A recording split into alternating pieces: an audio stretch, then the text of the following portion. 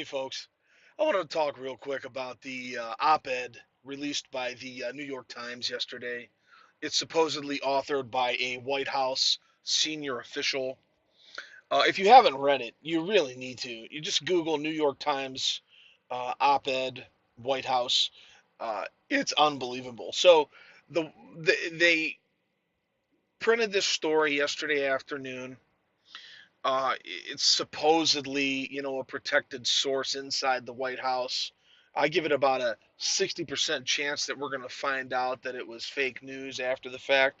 I think they're just piling on with in a coordinated effort with the release of the new book by Woodward or Bernstein, one of the two guys that broke the Nixon the Nixon tapes.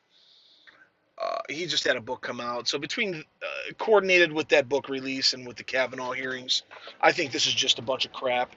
But if you read it, we've been talking about the deep state now for 2.5, 3 years, and people are like, "Oh, there's no such thing as the deep state." So this author talks about how there is a cabal inside the White House that is trying to stifle the moronic President Trump from making poor decisions, and they try to steer him into making better decisions, and that there's adults in the room taking care of things.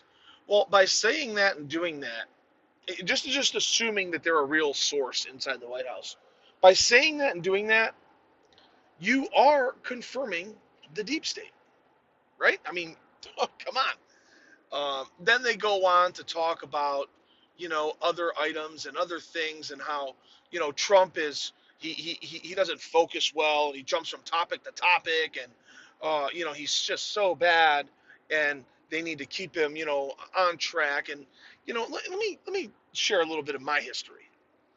Before I opened up my own delivery company, I was an operations manager at UPS. I spent about 10 years there in management. I was a partner in operations, got the stock options and the bonuses every year and all that good stuff and a pretty nice salary. Altogether it was about 125K a year. It was a nice job. It was a nice gig. It was a lot of work. It took a lot of time. But it's a company, and its job is to make money and to constantly innovate and do things that keep you ahead of the curve. And one of the reasons that I left is it's bogged down in bureaucracy. It really is. They try to micromanage every facet of the company, but in the process of micromanaging, they miss the forest for the trees sometimes. We used to call it stepping on dollars to pick up pennies. And Trump he's a mogul. The guy's a multi-billion-dollar real estate developer. He's the CEO of, what, it used to be 400 and some odd companies. I don't know if he's still on the books as the CEO. I don't know if he, you know, turned that over to his kids or not, or how that works, or he's putting a blind trust. I don't know. But, he's an innovator. Because the only way you stay in business and you stay successful in business is to be an innovator, to constantly find new angles and new things to do that keep you on the cutting edge. And that's what Trump is. And these people are like, oh, yeah, he jumps from topic to topic. Well, guess what? I've sat in boardrooms where you have some very highly skilled and highly talented and very, very smart people. And that's what they do. They jump from topic to topic. Hey, you know what? I just had an idea. How will this work? Related to that problem we were talking about yesterday. Because when you get insight from 20 different people sitting at a table, you know, puzzle pieces start to fit together, and oh, the light bulb goes off. You have a light bulb moment.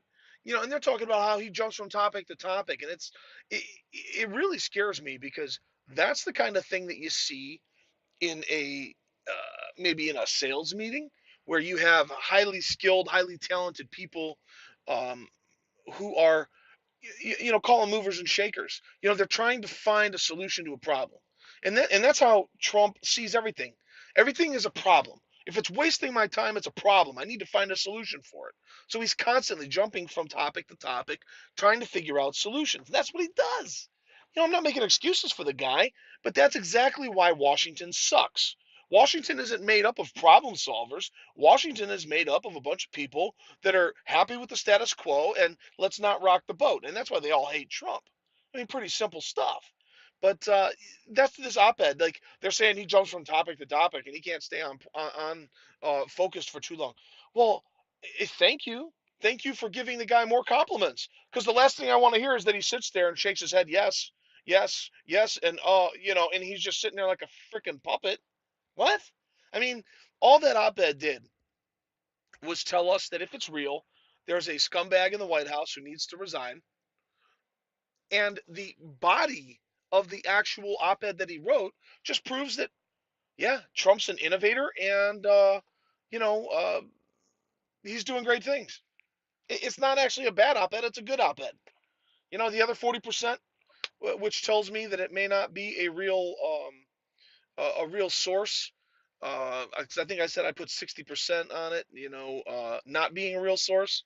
The other 40%, if it is a real source, I'm almost 100% sure if it's a real source, that real source was told to call the New York Times and write this op-ed as a counter sting to tie up the media uh, news cycle for a couple of days, and create this craziness that we know exists, and some of us are firm believers that it exists because they plan on it existing. The Trump administration keeps doing this to tie up the news agencies, to tie up the Democrats, and get them all, foaming at the mouth crazy.